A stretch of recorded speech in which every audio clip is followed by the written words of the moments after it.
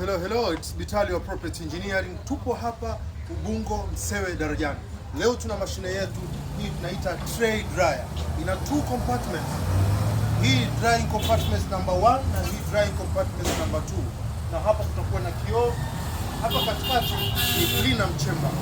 Hii dryer yetu inachukua tray 40 mtoto au inaweza kachukua tray 80 kwa nini unachokausha.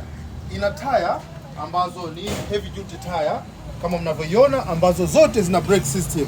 Nikibonyeza hapa maana yake nimefunga brake system. Kwa nyuma inaonekana namna hii,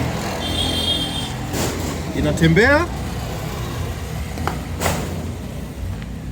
tire system, compartment number 1 na hii compartment number 2, na hii ndiyo plenum chamber. Hapa naweza nikakaa katikati ya plenum chamber kama namna hii mnavyoona. Na katika plenum chamber ndio tunaweka heat source.